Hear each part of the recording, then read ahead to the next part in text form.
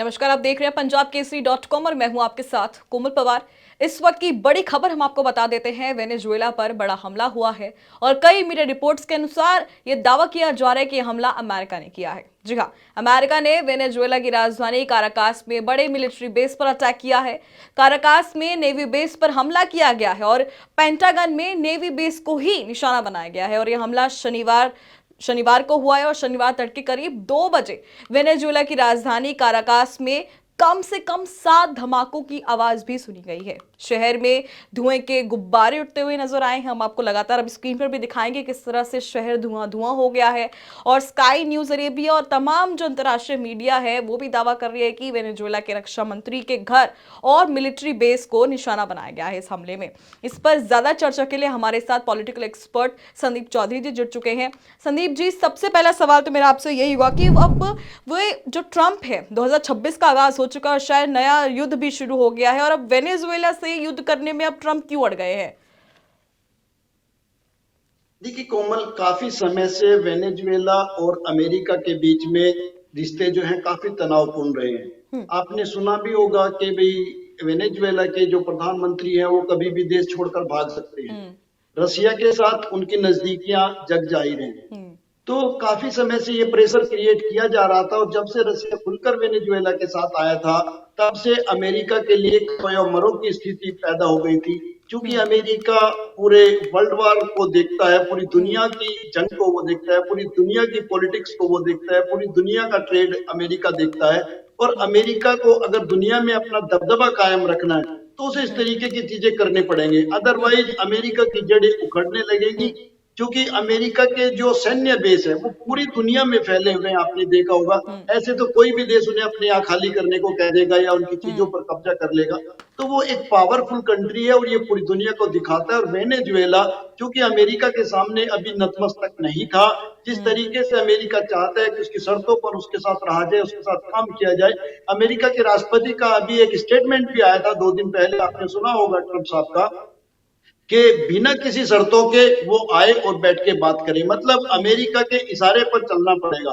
तो ऐसे में कहीं ना कहीं अमेरिका ने उसको झुकाने के लिए इस तरीके का अटैक किया है वेनेजुएला पर। बिल्कुल संदीप जी, अब जो काराकास में हुए विस्फोट के पीछे अमेरिका सैन्य कार्रवाई की संभावना कितनी मजबूत है और ये अंतर्राष्ट्रीय कानून के तहत क्या अब लोग भी इसे जायज ठहराएंगे? क्योंकि अभी जितना भी हम बयान देख रहे हैं, अभी वेनेजुएला सरकार का भी अभी अभी उस पर उन्होंने टिप्पणी की है कि हमले का मकसद संसाधन पर कब्जा था और खनिजों को निशाना बनाने की कोशिश की गई है। देखिए कोमल, ये चीजें जग जाहिर हैं, पूरी दुनिया इसको जानती है कि अमेरिका का जो मेन मोटो है, जो मकसद है, वो है अपनी पावर के साथ दुनिया के जो खनिज पदार्थ हैं, जो मिनरल्स हैं, उन पर कैसे कब्जा किया जाए।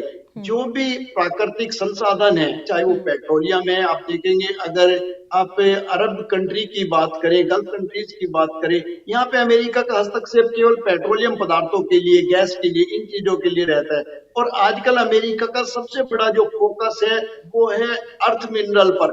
कुछ ऐसे मिनरल्स हैं जो रेयर हैं, तो उन रेयर मिनरल्स को वो कैसे हासिल करे और कैसे अपना दबदबा और अपनी ताकत बढ़ाए।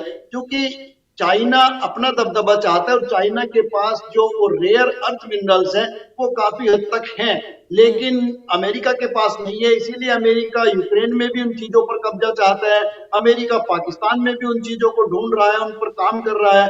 दुनिया के और कई तमाम ऐसे देश है जहां अमेरिका काम कर रहा है और वो जो रेयर मिनरल्स हैं उन पर कब्जा चाहता है। इसलिए अमेरिका लगातार इस तरीके की चीजें करता रहता है। चाहे सीरिया का मामला ले लीजिए, इराक का पूरा युद्ध इन्हीं चीजों पर लड़ा गया।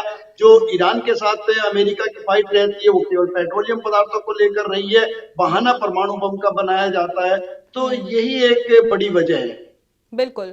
और यहाँ पर संदीप जी, अगर हम देखें अमेरिका और वेनेजुएला का जो तनाव जो आपने बता रहे हैं कि लगातार बढ़ रहा है, तो ऐसे में काराकास विस्फोटों को अब जो हाल में हुए हैं, इनको ड्रग तस्करी के खिलाफ अमेरिकी अभियान का हम हिस्सा माने या एक ये बड़ा सैन्य हमला हम इसको मान सकते हैं? क्योंकि वो लगातार वार्निंग भी दे रहे थे कि हम अब कोई भी शर्त बर्दाश्त नहीं करेंगे, ड्रग तस्करी अगर होगी तो हमने भी हरी झंडी दिखा दी और क्रिसमस पर ही उन्होंने ऐलान कर दिया था कि कड़ी से कड़ी कार्रवाई की जाएगी। तो हम इसको उस अभियान का हिस्सा माने या हम एक सैन्य हमला मान सकते हैं इसको कि आगे भी और कार्रवाई इस तरह की हमें देखने को मिलेगी? देखिए कोमल जी, इसको आप ड्रग तस्करी से नहीं जोड़ते हैं। ये पूरा एक पॉलिटिकल प्रेशर है, जो मैंने आपको बताया, वहाँ के संसाधनों पर कब्जा है। और वो रसिया के माध्यम से ना हो, रसिया के साथ वो हाँ में हाँ मिला करके ना चले। क्योंकि कुछ ऐसे कंट्री हैं, उत्तर कोरिया से अमेरिका पहले ही परेशान है। उत्तर कोरिया लगातार रसिया को मदद करता है। आपने सुना हम्म। होगा 5,000 सैनिक अभी अभी उन्होंने भेजे हैं रोज लड़ाई हम्म। करने के लिए। ऐसे में ऐसे कोई भी कंट्री हो हम्म। अमेरिका के निशाने पर रहता है जो रूस की मदद करता है। आप हम्म। भी देखिए, हम तो कितने 7 समंदर पार हिंदुस्तान है, और हिंदुस्तान पर भी ये प्रेशर रहता है कि रूस से तेल ना खरीदा जाए, रूस के साथ ट्रेड ना किया जाए, हम्म। तो हमारे ऊपर टैरिफ लगा दिए जाते हैं। तो अमेरिका पूरी दुनिया की राजनीति करता है, पूरी दुनिया पे नजर रखता है। उसको जो भी लगता है कि ये अमेरिका के लिए ठीक नहीं है या ये अमेरिका के खिलाफ जा रहा है, उसी हम्म। के तरीके इस तरीके की कार्रवाई करता है पूरी दुनिया में। चाहे अफगानिस्तान में हमले करने की बात हो, चाहे ईरान के ऊपर हमले करने की बात हो, हम्म। चाहे सीरिया के ऊपर बम बरसाने की बात, चाहे लीबिया के ऊपर बम बरसाने की बात हो, हम्म। चाहे अब यहाँ की बात हो। तो दुनिया में सभी जगह हमले करने में पहल करने वाला अगर दुनिया में देश है तो वो अमेरिका है। बिल्कुल। और अभी वेनेजुएला सरकार ने तो संदीप जी इस पर अपनी प्रतिक्रिया दे दी है, लेकिन अभी अमेरिका की ओर से कोई आधिकारिक पुष्टि नहीं हुई है। तो क्या ये लैटिन अमेरिका में नई शीत युद्ध जैसी स्थिति की शुरुआत होगा, या ये अभी सिर्फ वार्निंग तक था? देखिए, ये एक मैं तो एक बड़ी वो समझता हूँ, या आप इसको धमकी भी कह सकते हैं, ट्रंप की धमकी भी हो सकती है। हम्म। क्योंकि ट्रंप का जो काम करने का तरीका है वो सॉफ्ट होकर काम नहीं करते हैं। हम्म। वो बिल्कुल। सीधे करने की बात करते हैं, उड़ाने की बात करते हैं, हम्म। धमकी देने की बात करते हैं। जिस तरीके से यूक्रेन के जो राष्ट्रपति हैं, तो हम्म। जेलेंस्की को भी वो कई बार फटकार चुके हैं, और बिल्कुल। कई चीज बार अपनी चीजें कह चुके हैं, लेकिन वो चीजें अभी तक नहीं हो पाई हैं। तो आगे आगे देखिए क्या होता है। लेकिन हाँ, ट्रंप ही इस तरीके के कहते हैं, और अमेरिका पूरी दुनिया को धमकाने का काम लगातार करता है, दबाने का काम लगातार करता है। अमेरिका का मकसद है दुनिया में जहां भी ऐसे मिनरल्स है, पेट्रोलियम की खान है, जहां भी गैसेस है, उन संसाधनों पर, जो भी नेचुरल सोर्सेज है, उन पर अपना कब्जा किया जाए, और आने वाले समय के लिए अपनी चीजों को स्टोर करके, जो अपने खनिज पदार्थ हैं उनके, और वो उन चीजों को इस्तेमाल करके दुनिया में अपने ट्रेड को आगे बढ़ाना चाहता है, अपनी अर्थव्यवस्था को मजबूत करना चाहता है, और चीन और रशिया जैसे उनको झटका देना चाहता है। बिल्कुल संदीप जी, जैसा आपने अभी टैरिफ का जिक्र किया कि हम 7 समुद्र बैठे हैं, तब भी हम पे कहीं ना कहीं एक वो वॉल प्रेशर बनाया जाता है कि हम उनसे तेल ना खरीदें, या हम कोई सामान ना करें, हम कोई सौदा ना करें। तो ऐसे में अगर अब वेनेजुएला में जो हालिया विस्फोट हुआ है उसको हम देखें, तो ऐसे में वैश्विक शक्तियां जो हैं वो कैसे प्रभावित होंगी, और भारत को इसके लिए क्या क्या पहले से अपने जो गार्ड्स अप करने चाहिए? देखिए कोमल जी, बहुत अच्छा सवाल है आपका।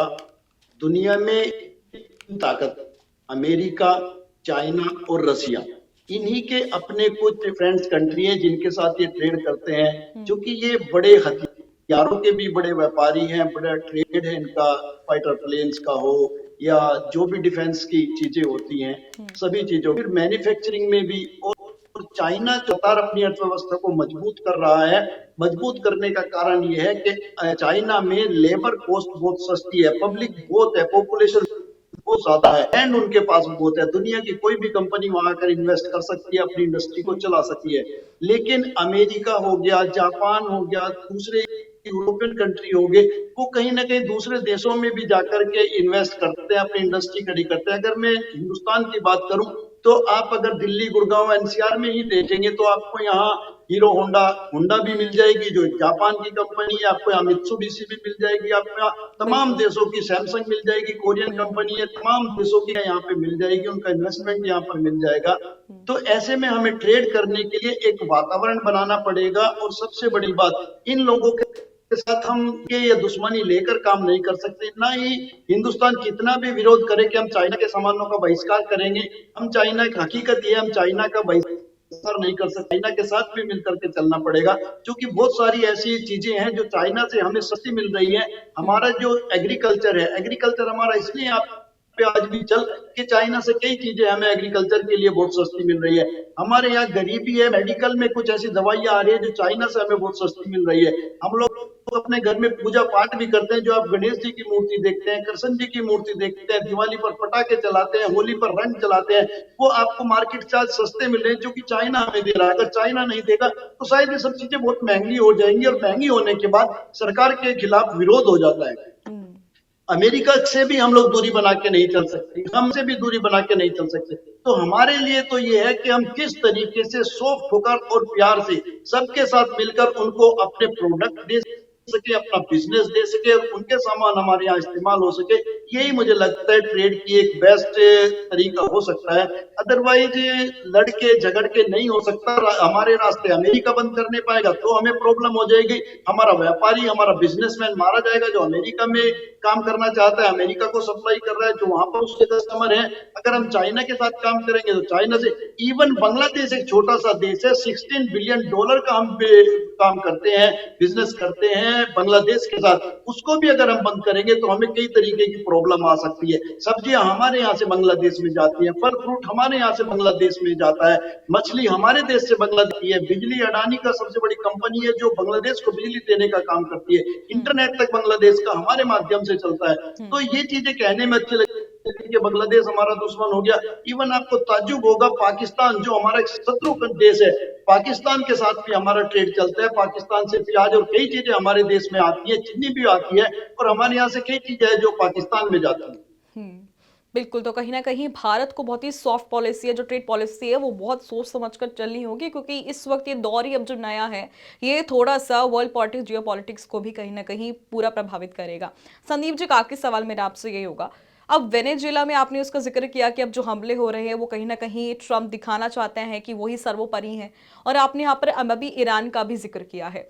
तो वेनेजुएला में सेनेट ठिकानों पर संदिग्ध हमले और ईरान में विरोध पर लॉक्ड एंड लोडेड वाली जो उनकी धमकी है, वो क्या ये दोनों तनाव वैश्विक तेल बाजार और ऊर्जा सुरक्षा को सबसे ज्यादा प्रभावित करने वाले हैं भविष्य में या नहीं? देखिए, जैसे वेनेजुएला की स्थिति है और आपने देखा ईरान के अंदर महंगाई को लेकर सरकार से कई मामलों में नाराजगी चल रही है, प्रदर्शन हो रहे हैं।